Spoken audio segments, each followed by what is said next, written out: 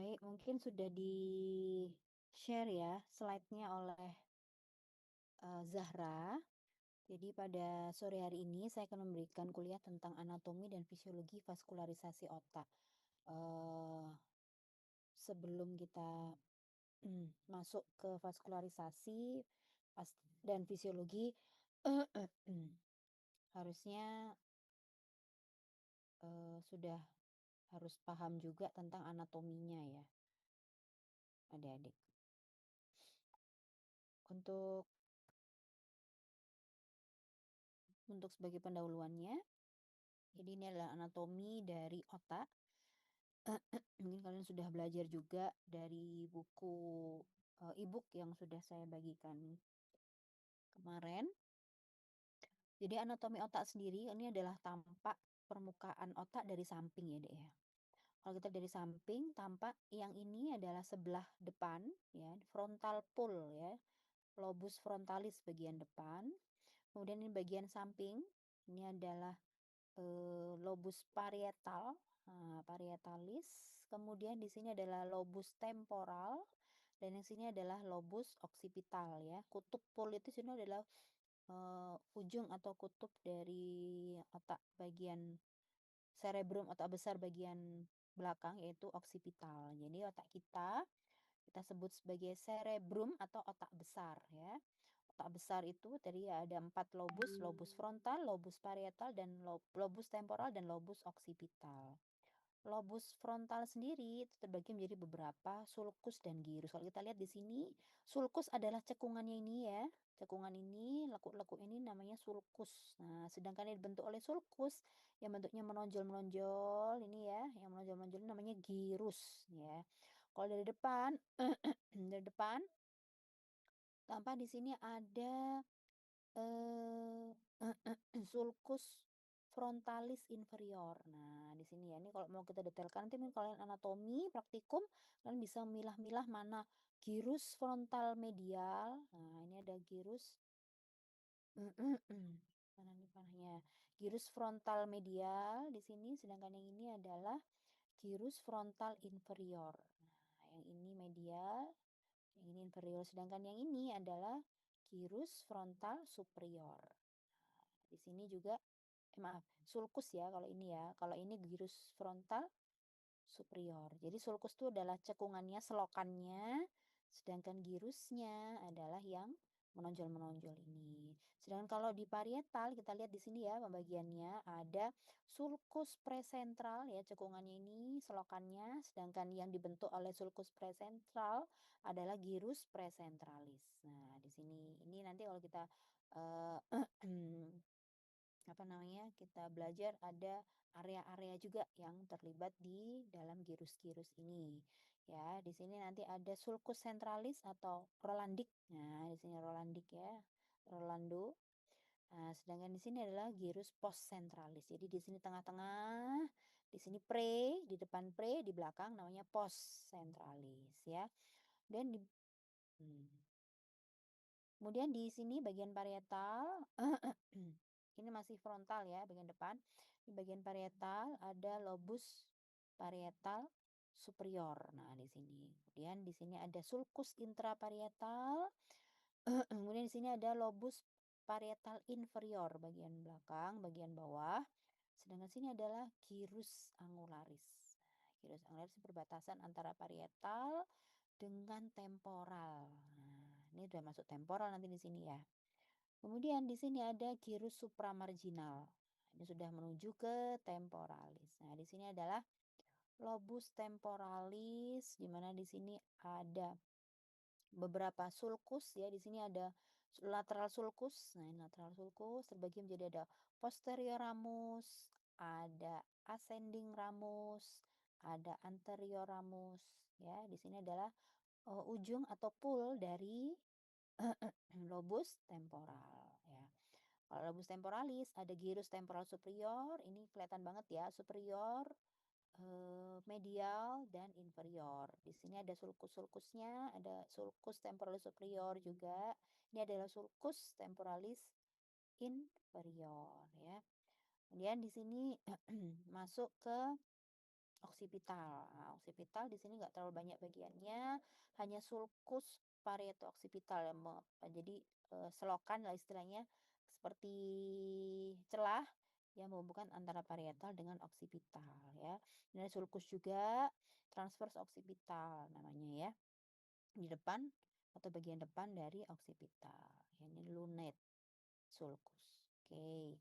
Jadi kalau tampak dari sini ada tampak dari lateral ada tampak visura atau sulcus itu sama ya. Lateral sylvian fissure yang ini sama central Rolandic sulcus. Jadi ada yang lateral atau sulcus sylvius ya, dan ada sulcus centralis atau Rolandic. Nah, di sini ya, dia memisahkan frontal dengan lobus parietal, sedangkan fissura lateralis ya atau sylvian fissure memisahkan lobus temporal dengan lobus frontal dan parietal. Nah, ya, tampak ya. Perbedaannya ini anatominya secara tampak lateral ya. Kemudian ini juga sama, juga tampak lateral view sama seperti tadi penjelasannya. Jadi tadi yang frontal tadi ya sudah saya jelaskan di depan. Frontal ini gambarnya warna merah, kemudian parietal warnanya biru, temporal warnanya kuning, dan oksipital warnanya hijau. Ya. Kalau kita lihat di sini frontal itu ada beberapa gyrus tadi sudah ada ya, gyrus frontal superior, gyrus frontal media, dan ada gyrus frontal inferior. Juga ada gyrus presentralis. Nah, gyrus presentralis ini adalah sulcus centralis tadi ya, Rolandic. Kemudian fungsinya apa? Fungsinya untuk motor kontrol dan expressive speech serta personality serta untuk kendali ya, untuk mengendalikan. Nah, ini ya fungsinya. Motor kontrol, expressive speech ya, untuk komunikasi, untuk bicara, personality dan drive untuk pengendali. Kemudian parietal, nah ini ada gyrus postcentralis. Di sini ada superior parietal lobe, ada lobus parietal inferior atau inferior parietal lobe, ada gyrus angularis dan gyrus supramarginal. Fungsinya adalah untuk sensor input dan integrasi ya, seperti tadi dijelaskan juga mungkin saat tutorial ya. Jadi fungsi saraf parietal untuk input sensoris. Kalau tadi ini untuk kontrol motorik, kalau ini sensoris dan receptive speech. Kemudian temporalis. Nah, di sini ada beberapa gyrus juga. Superior temporal gyrus, ada medial temporal gyrus dan inferior medial gyrus. Ya, terbagi menjadi superior, medial dan inferior. Di sini fungsinya adalah untuk auditory input dan memory integration. Nah, di sini fungsinya untuk auditory itu pendengaran dan memori. Dan oksipital di sini nggak banyak lobusnya ya. Nggak banyak lobusnya, nggak banyak gyrusnya. Satu lobus dan fungsinya adalah visual input dan processing. Setelah dia menerima impuls penglihatan, dia akan memproses. Nah, itu apa yang kita lihat ya. Kemudian ini tadi area-area pada korteks. Nah, kita lihat di sini. Kalau tadi bagi-bagi ya. Ada sulcus centralis, ini sudah mulai pemisah antara lobus frontal dengan lobus parietal adalah sulcus centralis. Nah, kita lihat di sini area-areanya ya, kita lihat ada area 4. Nah, masih ingat mungkin tadi pas tutorial mungkin ada yang menyebutkan area 4 itu ternyata area apa? Oh, ternyata motorik primer. Nah, di sini lihat korteks motorik primer. Dan area 6 nih juga sama nih, korteks motorik suplementari. Ini juga ada area 8 korteks premotor, ada juga area korteks visual frontal. Nah, di sini ya, area 9 dan area korteks asosiatif prefrontal. Jadi di sini untuk motorik ya, 4 dan 6, 4, 6 dan 8. Kemudian di sini adalah area Broca. Nah, ini juga kalian lihat deh. Area Broca ini area apa? Ini adalah area untuk berbahasa, berbicara. Nah, ingat-ingat ya, nanti kalau ada ujian, pertanyaannya area motorik area berapa? Area Broca itu fungsinya untuk apa? Untuk berbicara, untuk berbahasa. Area berapa? Area Broca area 44, 45 ya. 44 dan 45. Nah, kemudian di sini ada bagian depan ada orbitofrontal cortex. Dan di sini ada lateral sulcus ya, seperti saya jelaskan tadi, atau sylvian sulcus of Fissure of Sylvian. Nah, di sini memisahkan frontal dengan temporal. Itu dan temporal dengan ya, frontal dan temporal ya. Ada di situ ada area limbik. Nah, area limbik atau limbic association cortex ada di daerah temporal ya. Kita lihat area berapa? Area 38. Nah, higher auditory cortex ada di area 22 ya. Di sini ada primary auditory cortex area 41 dan 42. Ini namanya area Wernicke. Nah, kalau saya tanya area Wernicke itu area apa? Oh, ternyata dia area untuk cortex auditory primer. Nah, di mana areanya? Di temporal.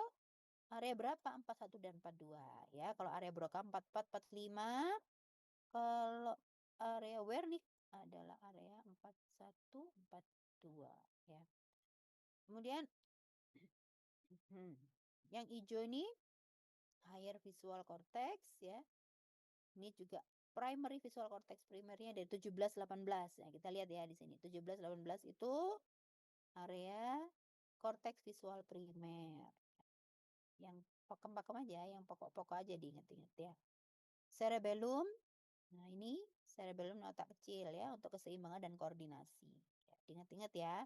Area 1 sampai 47 itu namanya Brodmann area. Kenapa dikatakan Brodmann? Karena yang ngasih nama ya Pak Brodmann ini ya. Yang menemukan area-area adalah Pak Brodmann ya.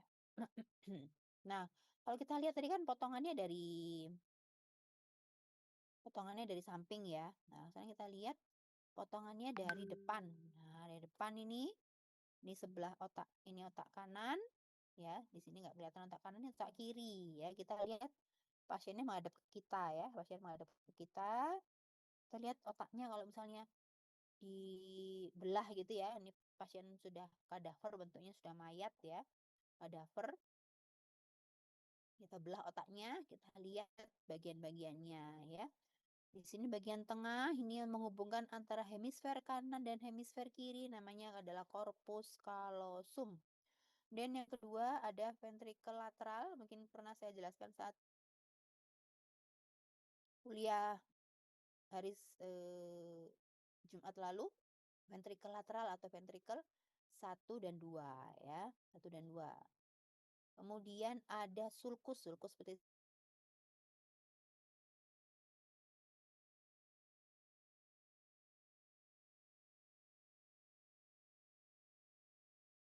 sebenarnya masing-masing ventricle itu punya plexus choroideus ya untuk menghasilkan cairan cerebrospinal ya.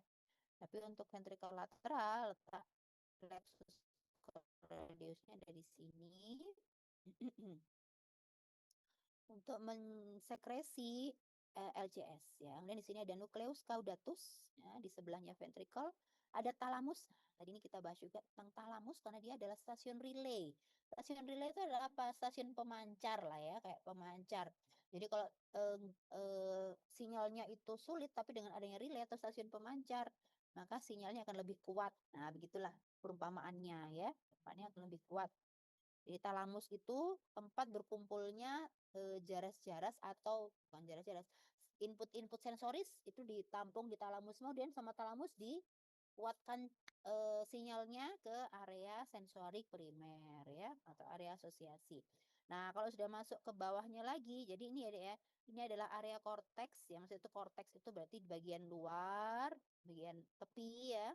Kalau di subkorteks berarti udah masuk di bawahnya korteks namanya subkorteks. Nah, ada apa aja? Tadi ada nucleus caudatus, ada talamus. Nah, ini ada putamen, globus pallidus. Nah, ini antara putamen, globus pallidus dan nucleus caudatus ini ya. Tiga ini namanya adalah ganglia basalis. Nah, nanti kalau kita belajar tentang jaras-jaras atau traktus-traktus atau jalur atau pathway tentang jaras motorik, maka jaras yang melewati ganglia basalis ini adalah jaras ekstrapiramidal. Kalau yang lain-lain misalnya melewati kapsula interna, melewati dari korteks ke kapsula interna, kemudian dia ke brainstem, kemudian ke medulla spinalis, itu jalur piramidal atau kortikospinal ya. Tapi kalau yang melewati ganglia basalis ya, itu namanya jalur ekstrapiramidal. Fungsinya adalah untuk apa? Untuk memperhalus gerakan supaya gerakannya tidak kasar ya, tidak kaku. Masuk lagi ada bagian namanya talamus, hipotalamus. Nah, kenapa dengan hipo? Karena dia di bawah ya. Ini talamus, sedangkan ini hipotalamus. Di bawahnya sini ada amigdala. Seperti kalian ingat kemarin kalau belajar tentang minggu kemarin ya, minggu kedua, tentang perasaan, emosi, kemudian perilaku itu kan juga dipengaruhi oleh hipotalamus dan amigdala ya, Dek ya. Masih ingat sistem limbik ya? Sistem limbik itu juga dipengaruhi oleh hipotalamus dan amigdala. Tempatnya sistem limbik adalah memang di bagian bawah dari temporalis ya. Oke. Ini adalah tampak juga nih permukaan otak bagian medial. Kalau tadi bagian lateral, kalau ini dibelah otaknya, dibelah ada hemisfer kanan, hemisfer kiri. Maka ini adalah hemisfer kanan apa kiri nih, Dek? Kira-kira. Depannya mana sih depannya? Ini depan apa belakang ini yang saya tunjuk ini? Depan, Ada yang dokter. tahu? Zahra? Depan, dokter.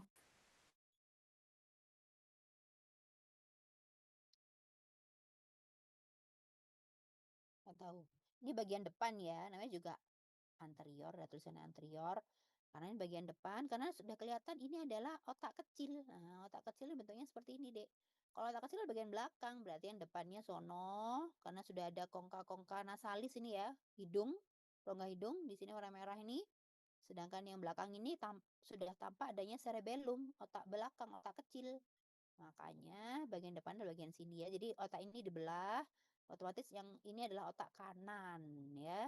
Otak kanan kita lihat dari dalam, tapi dari dalam otaknya. Ya, kita lihat di sini sama ya seperti tadi ya, Dek ya. Ada lobus frontalis. Cuma nih lihat lebih dalam lagi. Ada di sini dipertegas lagi ada gyrus singulatus, ada sulcus cingulate, ada gyrus frontal medial ya, ini bagian dalam tapi tampaknya seperti ini. Kalau bagian lateral tadi kan sudah beda lagi ya. Kemudian ada sulcus centralis ini ya. Sulcus centralis atau Rolandic. Sulcus, kemudian sulcus paracentralis, paracentral lobe, dan ada corpus callosum tadi ini ya, yang menghubungkan antara hemisfer kanan dan hemisfer kiri. Ya, corpus callosum. Kemudian ada ventricle tadi ya, ada ventricle lateralis, ada ventricle eh, ini ya, ketiga. Ini juga ada talamus. Kemudian dia turun lagi ke arah ventricle keempat. Sini ventricle keempat. Ventricle itu namanya rongga deh ya. Jadi kita cari rongga-rongganya. Keempat turun lagi. Nanti dia melalui foramen Magendie dan foramen Lusca. Nah, foramen Magendie dari medial dan foramen Lusca yang ada di lateral. Nah, baru dia ke arah ini brainstem, baru ke arah medulla spinalis. Turun terus akhirnya ini berhubungan dengan cairan otak ya. CSF itu akan disirkulasikan sampai dia menuju ke eh, fili-fili atau seperti jonjot-jonjot gitu ya, yang nantinya akan ke vena, ke pembuluh darah vena ya. Lah, fungsinya apa sih sebenarnya nih? Ada gyrus frontal medial, mungkin tadi sudah disinggung juga ya, untuk gyrus lobus frontal itu untuk apa sih? Untuk motorik ya, output motorik, dan untuk eh, drive ya, untuk pengendali, dan untuk emosi juga ya. Kemudian daya ingat. Nah, itu juga diperankan di gyrus frontal medial. Di sini gyrus frontal medial untuk mencakup fungsinya adalah untuk motivasi. Ya. Kalau gyrus cingulate, nah di sini di tengah, ini bentuknya nih ya, cheese shape gyrus, which loops around the corpus callosum. Jadi bentuknya dia melingkari corpus callosum. Mempengaruhi emosi ya, yang juga berhubungan dengan sistem limbik. Kemudian ada paracentral lobe. Di sini paracentral lobe. Di sini dia mengontrol motorik dan sensorik, terutama pada kedua kaki. Kemudian ini tadi sama ya, cuneus itu bagian belakang dari lobus occipital untuk proses penglihatan, proses visual, dan calcarina sulcus yang fungsinya adalah untuk visual ya, visual primer, dan lingual gyrus sama masihan untuk proses penglihatan. Ini masih tampak medial, kemudian belahannya juga sama ya, cuman anunya berbeda, keterangannya berbeda ya. Ada commissura anterior, ada corpus allosum, ada commissura posterior, dan ada habenular commissure. Nah, ini kalau kita lihat ini sama ya, potongannya dari tengah juga, cuman beda gambar aja, cuman saya menegaskan aja deh, sama-sama kayak seperti yang tadi juga, ada sulcus centralis, gyrus cingulate, corpus callosum, hipofisis ya, hipofisis itu pituitary ya, pituitary bentuknya kecil seperti ini deh. Nah, dan mesencephalon ini apa istilahnya, sama seperti diencephalon atas sini, di mana mesencephalon ini merupakan bagian dari brainstem. Mesencephalon, pons di tengah ini yang agak gede di tengah-tengah, dan medulla oblongata di bagian bawah dari pons. Ya, jadi bagian-bagian utama otak ada medulla oblongata, ada pons, mesencephalon, brainstem, cerebellum, diencephalon, dan telencephalon bagian dalam ya. Jadi habis kalau ada mesencephalon di sini, maka ada bagian yang lain yaitu diencephalon dan telencephalon. Tadi ya, medulla oblongata ya maksudnya ini. Kemudian pons dan mesencephalon itu disebut sebagai batang otak. Struktur batang otak ini mirip dengan medulla spinalis ya, tapi dia mengandung saraf kranial, jadi banyak-banyak sekali inti saraf kranial dan neuron yang mengendalikan pernafasan dan sirkulasi. Ya, tadi yang saya sempat bahas juga ada aliran cerebrospinal pada otak ya. Jadi ada plexus choroideus, penghasil cairan cerebrospinal ya.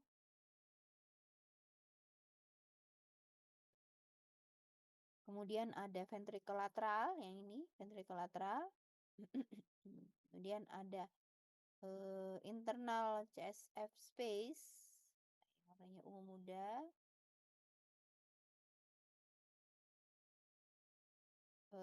Dan external CSF space pada dekat dengan ventricle ketiga. Ini ventricle ketiga. Ventricle 3 ini adalah external CSF space dan ini adalah ventricle 4.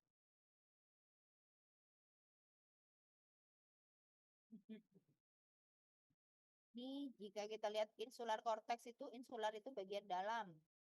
dari temporal ya, Dek, ya. Kalau kita lihat di sini ada beberapa gambar temporal ya. Luar biasa, Allah menciptakan kita sangat-sangat lengkap ya, Dek, ya. Nggak perlu kita nggak perlu mengeluh ya. Rahmat Allah udah sangat banyak sekali ya. Di sini ada korteks insular. Ini kalau dibuka itu kelihatan ini insulanya ini tak bulat ini insula namanya ya. Ada gyrus short giri pendek-pendek begini. Ada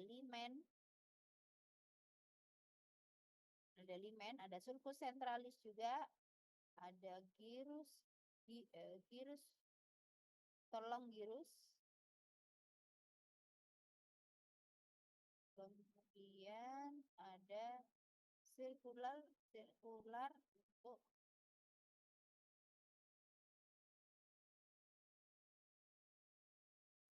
sirkular sulcus. Ini kalau dibuka ya, insula. Dia untuk apa sih fungsinya?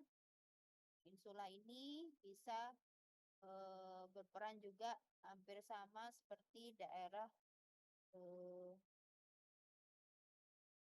apa nih namanya talamus ya, atau daerah subkorteks. Ini sama kayak tadi ada ya.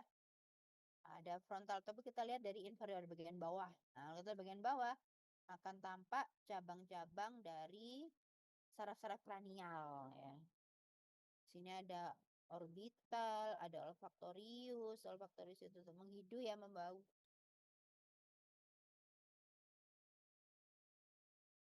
Di sini ada beberapa sulcus dan gyrus ya. Intinya kalau yang namanya sulcus berarti celah-celahnya, fisur-fisurnya, gyrus itu yang dibentuk oleh celah-celah tersebut. Nah, di sini ada bagian-bagiannya, ada frontal pole ya, untuk apa itu motorik ya sebenarnya. Kemudian ada gyrus rectus, gyrus yang lurus-lurus seperti itu ya pada baik medial maupun inferior gyrus pada frontal lobe. Kemudian olfactory sulcus, yang ini olfactory sulcus.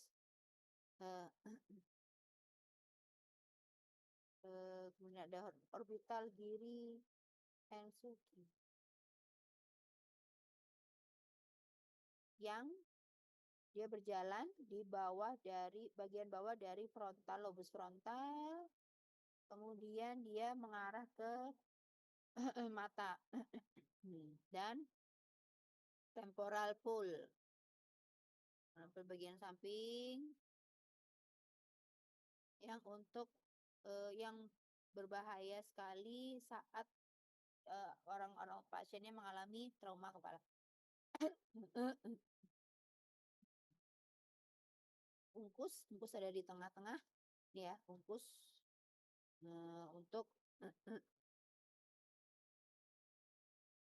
fungsi-fungsi yang hampir sama dengan nervus kranial ya, termasuk untuk menelan ya, itu juga bisa karena kelainan di ungkusnya.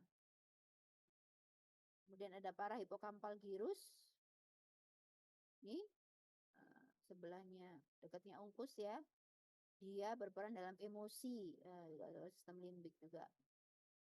Collateral sulcus, kemudian medio occipital gyrus.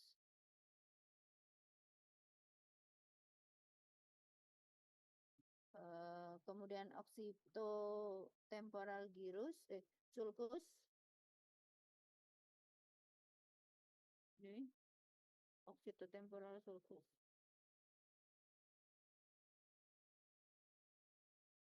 Dan yang terakhir ada occipital pole ya.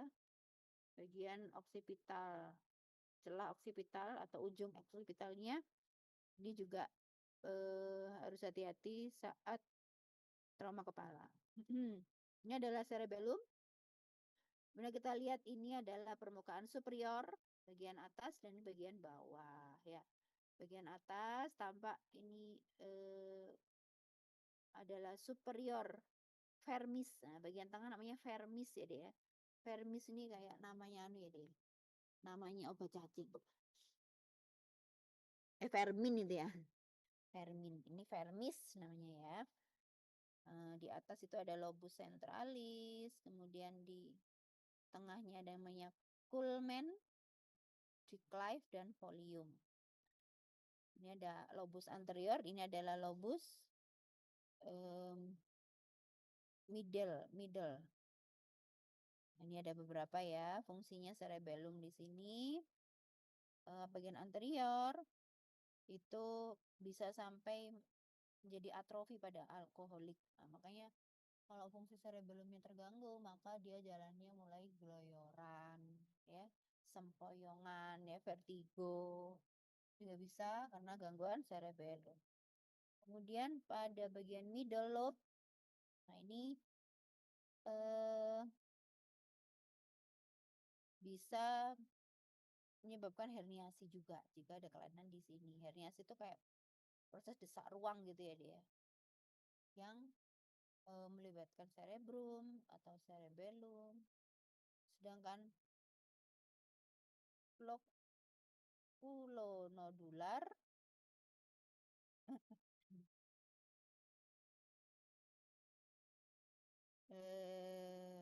mana gambarnya nih kok tadi?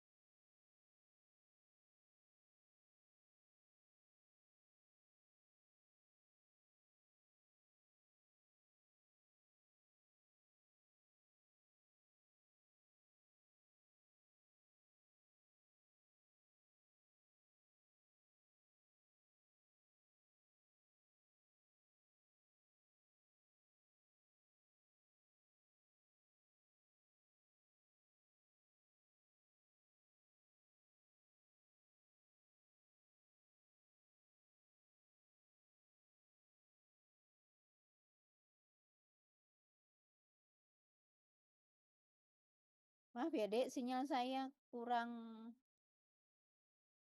stabil, jadi bolak-balik ke pental, kelempar. Sudah dengar ya dek ya? Dengar kembali. Dengar dokter.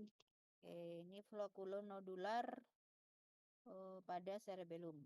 Nah, di sini ada fungsinya untuk istilahnya berkomunikasi atau berkaitan tentang keseimbangan. Nah, keseimbangan. Jadi cerebellum itu fungsinya adalah untuk keseimbangan dan koordinasi ya dia.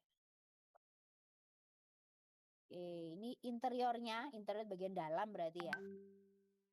Bukan interior rumah ya, ini interiornya cerebellum nih. Kita lihat potongannya begini nih. Jika cerebellum itu dibelah, ya tadi bagian atas, bagian pedunculus cerebral, jadi perbatasan antara cerebrum dengan cerebellum, ya. Kemudian di sini ada fasciculus longitudinalis medial. Kemudian di sini ada ventricle keempat. Di sini ada superior cerebral peduncle bagian atas. Sedangkan yang ini adalah nukleus yang ada pada cerebellum. Nah, ini yang penting ya, yang memberikan fungsi-fungsi pada cerebellum ada nucleus dentatus. Nah, di sini nucleus dentatus kenapa bentuknya seperti gigi ya, dentis kayak gigi ya, kelihatan ya, namanya nucleus dentatus. Dia merupakan nukleus yang paling besar, di mana dia fungsinya adalah untuk menerima input dari hemisfer lateral dan outputnya ke peduncle cerebral superior melalui peduncle cerebral superior. Nah, ya. Kemudian ada nuklei globose. Nah, ini bentuknya globus seperti bulat-bulat ini. Ada emboliform nucleus, emboliform bentuknya agak gedean dikit. Ini juga fungsinya adalah untuk menerima input dari para fermion region dan mengirimkan output via peduncle cerebellar superior. Dan ada vestigial nucleus di sini. Ini hampir sama seperti emboliform, cuma di tengah. Di tengah. Ini bagian kanan, bagian kiri.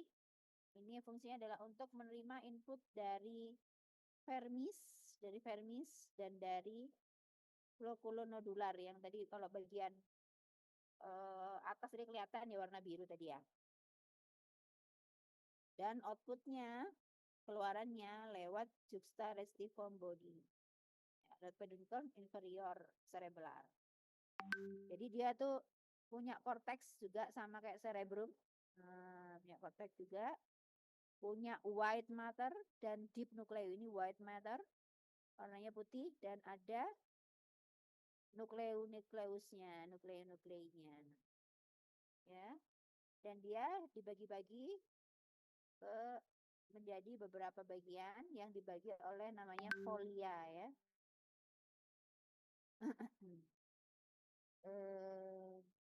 Input pada cerebellum itu terutama menuju ke cerebellar cortex, cortex cerebellar. Sedangkan outputnya itu berasal dari nukleusnya. Inputnya menuju ke cortex cerebellum, cortex cerebellis, sedangkan outputnya diperankan oleh nukleus yang ada di dalam ini, deep nuclei ya. Nah, ini adalah batang otak. Batang otak. Batang otak itu intinya ada terbagi jadi 3 ya. Ada, kalau ini tampak batang otak dari anterior, dari depan, dan dari ya dari depan ya, depan dan agak ke bawah sedikit. Nah, di sini banyak sekali saraf-saraf kranial. Kalau kita lihat di sini ada saraf 3, saraf ke-4, saraf ke-5, ke-6, ke-7, ke-8, ke-9, 10, 11, 12. Oh, ternyata di sini semua inti-inti saraf kranial. Ada optik tract, ada juga saraf optikus ya, saraf nomor 2. Nervus optik, nanti kalian belajar saraf-saraf kranial ada 12 saraf kranial. Cuman yang saraf nomor 1 intinya nggak kelihatan ya. Adapun cuman kelihatan tract-nya aja, olfactory tract. Olfactory tract berarti tractus olfactorius untuk menghidu ya. Ternyata di daerah batang otak ini tempatnya inti-inti saraf kranial. Kita lihat di sini saraf kranial banyak sekali. Mulai dari ya 1, 2, 3 sampai 12 ya. Kalau kita lihat di sini saraf bagian batang otak ya, bagian batang otak ini adalah pons. Yang gede ini namanya pons. Sedangkan atasnya itu namanya mesencephalon. Dan bawah ini adalah medula oblongata. Kalau kita lihat saraf-saraf kranial yang intinya ada di medula oblongata, saraf apa aja?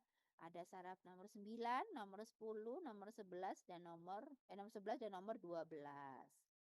Sedangkan batang otak bagian pons inti-intinya ada di saraf, nanti saraf kranialnya ada di apa aja nih? Oh, ada di saraf ke-5, ke-6, ke-7, ke-8.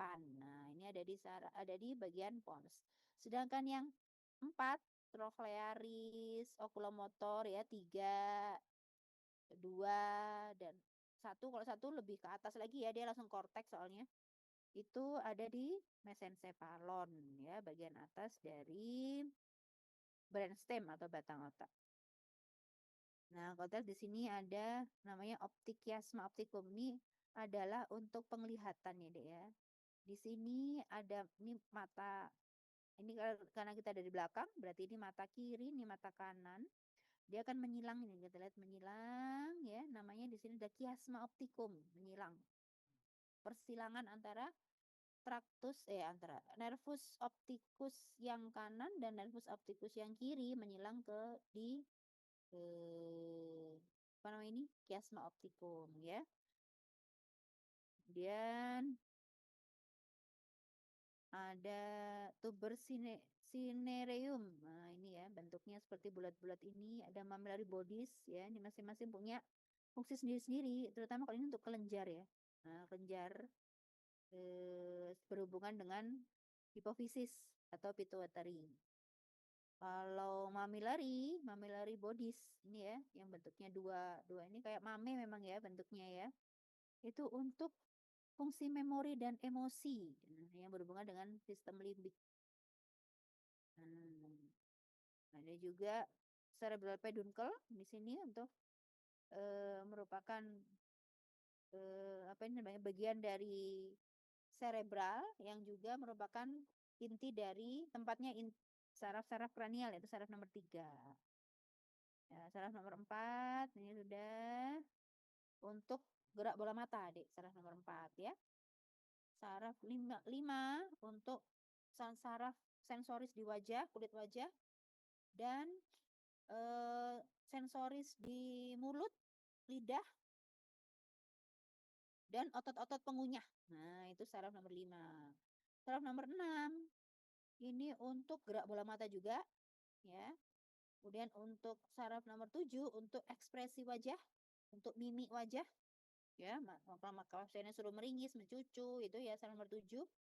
Kemudian saraf nomor 8 untuk pendengaran dan keseimbangan, vestibulo-koklear berarti vestibulo keseimbangan, koklear untuk pendengaran.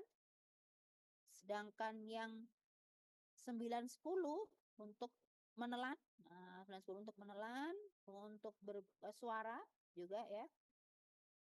Kemudian 10 itu untuk nervus vagus untuk mengatur saraf-saraf otonom, parasimpatis ya, pada pencernaan kita, itu saraf 10. 11 untuk menggerakkan otot-otot di daerah sternocleidomastoideus ya, daerah leher sampai sternum, dan otot bahu atau trapezius. 12, nervus 12 untuk berbicara, untuk lidah ya, untuk lidah, maaf, untuk lidah. Untuk lidah ya. Nah, ini kalau tampak medial ya hampir sama ya, cuman bentuk yang ditampakkan tidak sama ya. Kalau tadi tampak dari anterior dan ventral, tampak dari medial dibelah gitu ya. Brainstemnya tampak ini ya, bagian-bagiannya ada medulla oblongata, ini pons yang menonjol namanya pons. Kemudian di sini ada bagian dari mesencephalon ya. Nah, ini tadi yang kalau kalian bahas ada decussation piramidalis, tadi kita bahas di belakang ya, ada jaras tractus atau jaras motorik atau tractus corticospinal di mana dia menyilangnya di decussatio piramidalis atau tractus piramidalis. Menyilangnya di decussatio piramidalis. Tempat menyilangnya tractus piramidalis namanya decussatio ya. Nah, ini midbrain bagian tengah. Bagian otak tengah, kemudian pons, kemudian medulla oblongata. Sini fungsi-fungsinya ya. Ada untuk gaze itu untuk gerak bola mata. Ada untuk medulla oblongata itu untuk autonomic function ya. Seperti untuk pernafasan, untuk suhu dan lain-lain ya. Nah, ini kita masuk ke jaras motorik. Tadi mungkin sudah dibahas juga di saat tutorial ya. Bagaimana sih proses kita bergerak gitu. Nah, kalau kita ada perintah bergerak, seperti apa sih caranya? Nah, ternyata dari sini kita bisa tahu ya. Jadi otak kita ini otak kiri ya. Ini otak kiri, otak kanannya nggak kelihatan ya. Otak kita itu ada pembagian namanya homunculus motorik. Nah, motor homunculus ini maksudnya itu kita bisa membagi area-area otak berdasarkan fungsinya untuk menggerakkan apa, dihubungkan dengan organ yang digerakkan. Jadi kalau bagian valgus cerebri ini pertengahan perbatasan antara hemisfer kanan dan hemisfer kiri, bagian tengah itu untuk menggerakkan kaki. dengan kaki, motorik ya, kekuatan motorik. Sedangkan terus ke samping untuk menggerakkan tangan, lengan atas, lengan bawah, dan jari-jari tangan. Lihat jempolnya paling gede nih. Kita lihat area jempol paling gede nih deh. Paling gede area jari-jari paling gede ya. Dan sampai ke samping lagi ada homunculus motorik untuk mengatur wajah dan lidah. Nah, ini tampak di sini ya. Nah, kemudian ada juga yang mengatur throat atau tenggorokan. Nah, ini kan Karina, ini ada trachea. Dok pernah pasan sini. Ya, kalau di sini misalnya contohnya misalnya pasien diminta untuk eh, mengambil barang, mengambil bola misalnya, mengambil bola. Nah, ada perintah dari atas untuk mengambil dengan tangan kanan, misalnya seperti itu ya. Maka perintahnya jalannya lewat sini. Nah, ini gerakan yang sadari ya, Dek ya. Nah, ini bersatu jadi semua terintegrasi di sini namanya traktus kortikobulbar. Kenapa kan kortikobulbar? Karena kortiko, korteks ke bulbar, ke batang otak dulu ya. Kortikobulbar dia menuju ke cerebral peduncle dulu ya. Di sini ada kapsula. Di sini ada kapsula interna sebelum masuk ke bawah lagi. Di subkortek ada kapsula interna. Turun lagi ke mesencephalon ini adalah brainstem ya, ini brainstem ya. Cephalon kemudian turun lagi ke arah medulla oblongata, masih jalannya masih segaris ya. Tuh masih ipsilateral. Kemudian ya saya nggak bahas dulu yang ini, tapi kita bahas dulu yang lurus dulu sampai ke bawah. Baru sebelum akhir dari medulla oblongata dia menyilang. Nah, menyilang di nama ini ya, decussatio pyramidalis. Menyilang. Makanya kenapa kok namanya piramid, kan kayak piramid jadi ya, kanan dan kiri. Menyilang kontralateral. Jadi kenapa kok misalnya kita ada kelainan di otak kiri, misalnya stroke, ada tumor, ada apa? Abses misalnya di otak kiri, maka yang mengalami kelainan adalah sebelah kanan. Karena 90% dari jaras-jaras ini, 90%-nya itu langsung menyilang deh. Kita lihat ya. 1%-nya dia tidak menyilang. Ini lihat ya, masih ada yang ke arah yang kiri sama. Kalau menyilang, dia masuk ke namanya traktus kortikospinal lateral. Sedangkan yang nggak menyilang, yang tetap di sebelah kiri, namanya traktus kortikospinal anterior. Nah, ini langsung ke depan. Kalau kita lihat di sini ada kornu, ini ya, kornu atau horn. Kornu itu tanduk, ini kornu anterior atau anterior horn. Dengan yang belakang ini bentuknya kayak tanduk ke belakang ini adalah posterior horn atau dorsal horn. Cornu dorsalis itu sama ya, cornu dorsalis atau posterior horn. Ya, ini langsung ke ini ya, ke otot. Nah, ini ya, ke otot. Jarasnya dari sini menuju ke cornu anterior baru dia ke otot, dilihat. Nah, otot skeletal, otot rangka. Ya, kalau ini sama juga. Kalau ini kan di mesencephalon nih. Tadi kan saya sebutkan mesencephalon itu inti-inti saraf kranial. 3 dan 4 ya, 2, 3 dan 4. Nah, kalau setelah sampai sini dia ada yang menyilang. Nah, dia ke saraf-saraf kranial yang ada di mesencephalon. Kalau di medulla oblongata ya saraf kranial yang ada di medulla oblongata, bateri 9, 10, 11 dan 12 ke otot-otot yang dipersarafi saraf-saraf tadi. Seperti itu ya. Ini untuk jaras kortikospinal. Ini juga sama.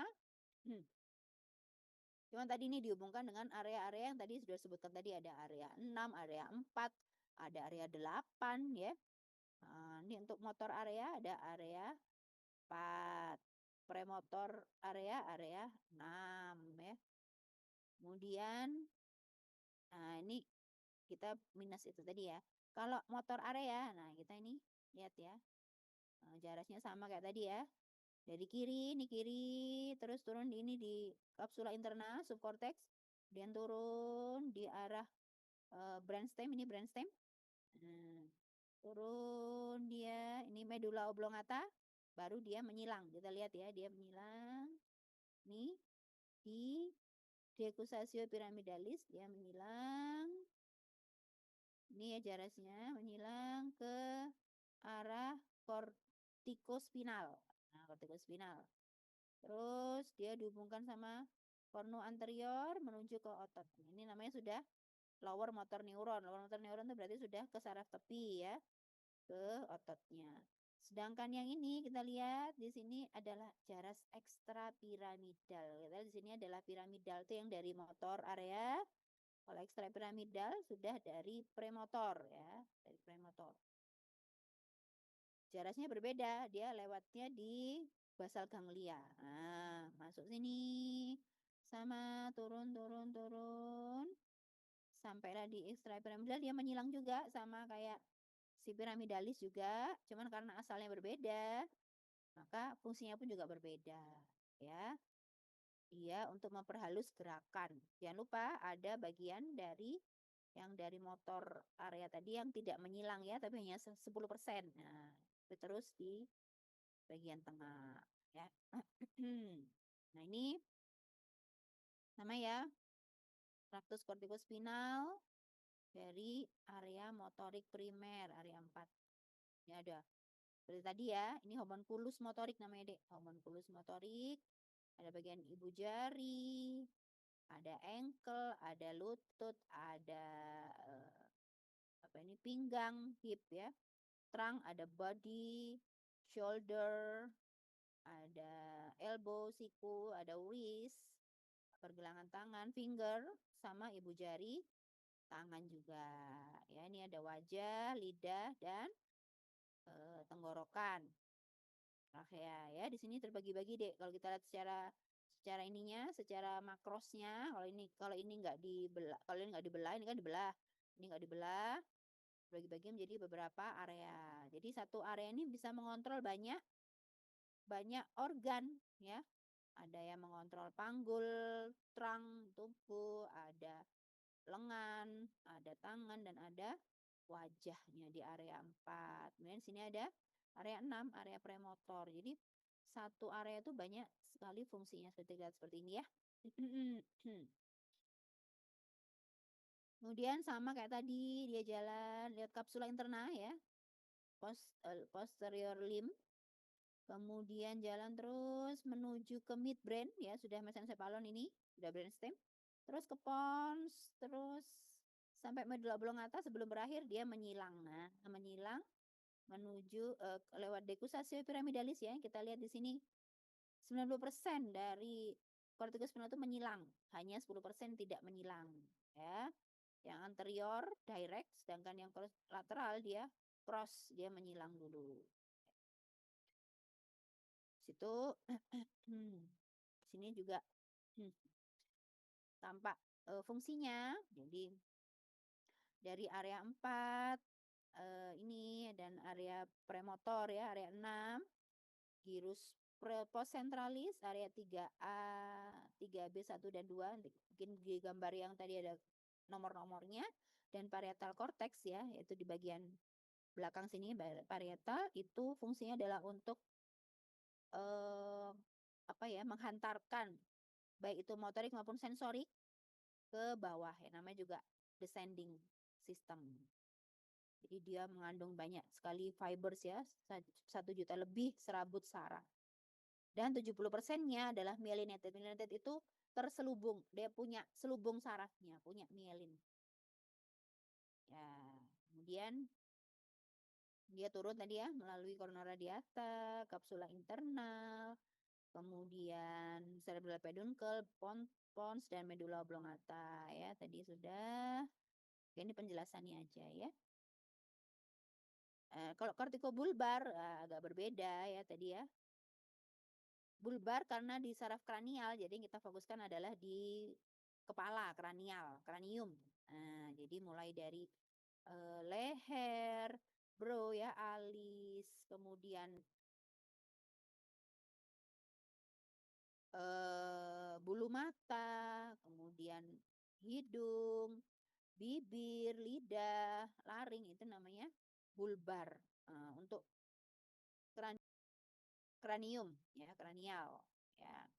sama dia juga lewat kapsula interna ya. Dan lewat midbrain. Nah, saya kan tadi menyebutkan inti-inti saraf kranial ada di brainstem. Kalau saraf kranial 3 dan 4 dia intinya di mesencephalon. Kalau 5, 6, 7, 8 intinya ada di pons ya. Kalau 9, 10, 11, 12 ada medula oblongata ya. Ini bisa kelihatan perjalanan sarafnya untuk saraf kranial. Menyilang semua ya, menyilang semua. Nah, ini untuk kortikobulbar ya. Kenapa dikatakan bulbar? Karena untuk saraf kranial ya.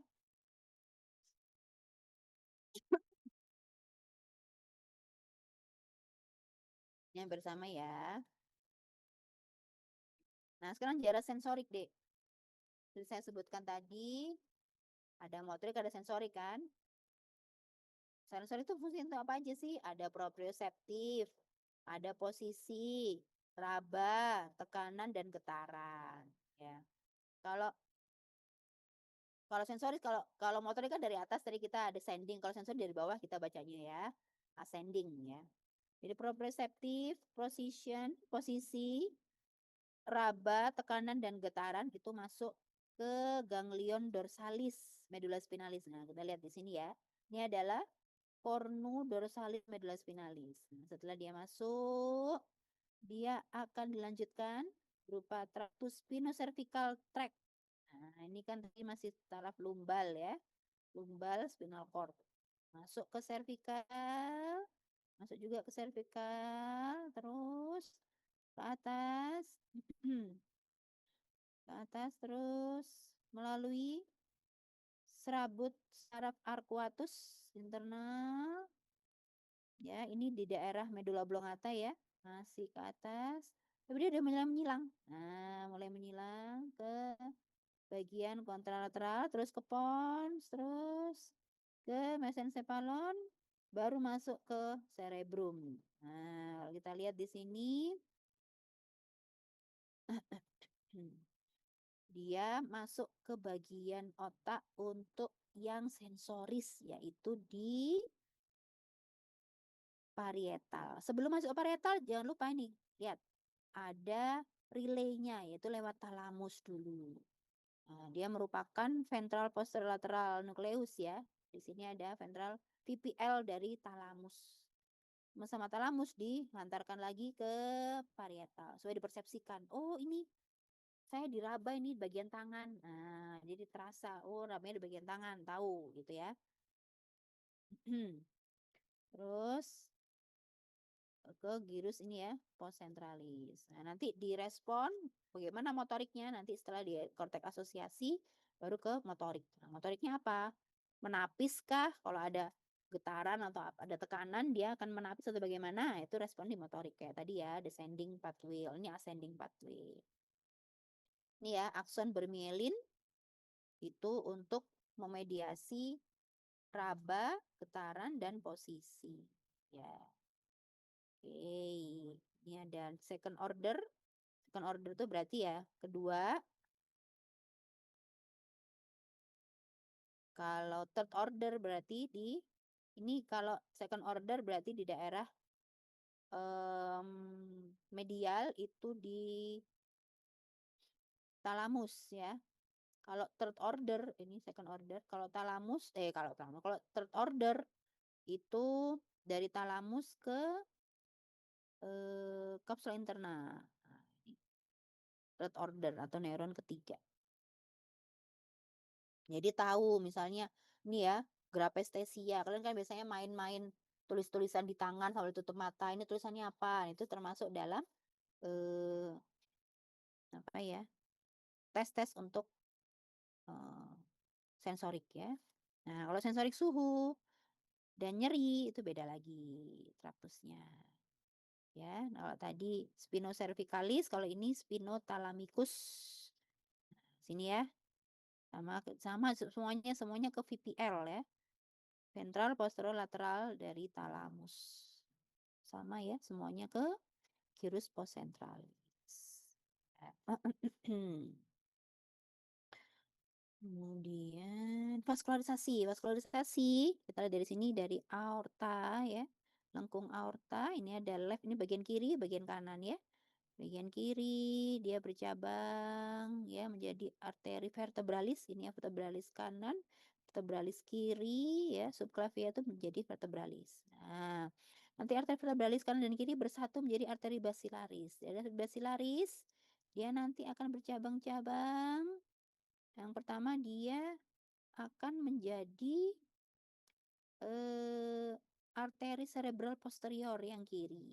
Nah, ini ya dari basilaris kita lihat. Nah, kemudian kalau dari sini, di sini kan arteri karotis komunis nih lihat. Nah, ini jadi arteri karotis internal, kemudian dia naik ke atas menjadi arteri karotis ya Mas Ian ya. Kemudian dia melingkar, nah, menjadi arteri cerebral media. Nah, ini deh. Cerebral media. Media berarti ke arah tengah. Kalau ini bagian posterior berarti ke arah belakang dari otak. Dia memvaskularisasi, memperdarai bagian otak besar bagian belakang. Kemudian di sini kalau kita lihat habis dari arteri cerebri media dia juga ada bercabang ke depan, ini namanya communicans anterior, menjadi arteri cerebri anterior yang bagian kiri. Nah, kalau ini arteri cerebri anterior bagian kanan, kalau ini arteri communicans anterior. Jadi communicans itu berarti dia mengkomunikasikan begitu ya antara kanan dan kiri. Nah, ini kalau lihat dari samping. Ini ya. Samping, arcus aorta, tadi arteri vertebralis tadi ya. Nyabang ini bagian kiri. Kemudian dia langsung masuk ke otak. Dia bersatu menjadi arteri basilaris dulu sama bagian kanan ya. Kemudian dia bercabang-cabang. Ada middle cerebral artery, ada anterior cerebral artery ya, ini anterior. Nah, ini ada yang namanya circulus Willisi atau circle of Willis. Kalau kita lihat tadi sama ya. Arteri vertebra kanan dan kiri jadi satu, arteri basilaris naik menjadi arteri cerebral posterior. Nah, untuk bagian bawah ya, bagian bawah. Jadi untuk memperdarai otak bagian belakang sama bagian brainstem atas ya. Dia naik menjadi arteri communicating posterior. Nah, ini kita lihat. Arteri communicating posterior kiri, arteri communicans posterior kanan. Dia naik lagi menjadi arteri di sini ada arteri karotis ya, karotis internal. Terus naik lagi dia arteri cerebral anterior. Nah, ini arteri cerebral anterior. Nah, di sini dihubungkan oleh arteri communicans anterior antara kiri dan arteri yang cerebral anterior yang kanan. Nah, dihubungkan oleh arteri communicans anterior. Inilah yang disebut circulus Willisi. Circulus Willisi bentuknya bulat seperti ini. Jadi ada pertanyaan, arteri apa saja yang membentuk circulus Willisi?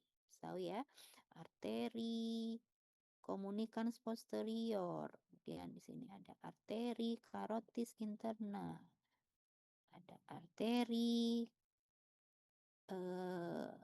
cerebral anterior ya dan arteri communicans anterior ya. Kalau arteri cerebral media dia tidak ikut membentuk circulus Willisi. Ya. Ini gambar skematisnya lebih enak dibaca. Arteri cerebral posterior, kemudian dia arteri communicans posterior ya kanan dan kiri, dan ini arteri karotis internal ya, masuk arteri cerebri anterior dan arteri communicans anterior. Baik, itu namanya circulus Willisi, circle bulat. Ini sama ya. Oke. Teman lebih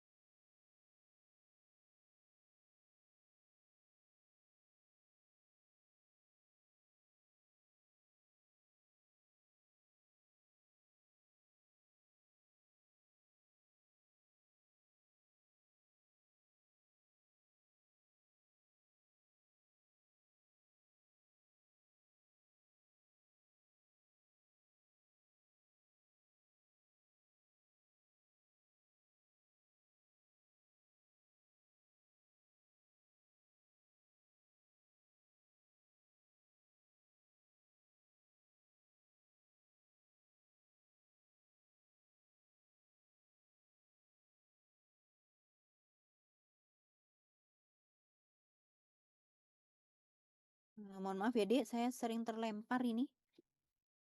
Slide-nya sudah selesai. Ada yang mau ditanyakan, adik-adik? Udah cukup jelas kah?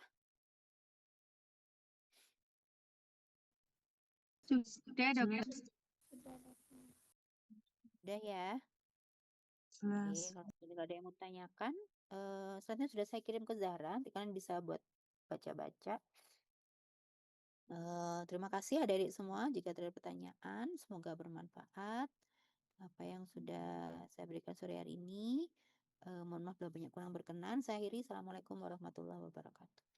Waalaikumsalam Waalaikumsalam warahmatullahi warahmatullahi wabarakatuh. Terima wabarakatuh. kasih, dokter. Terima kasih, dokter. Terima kasih, dokter.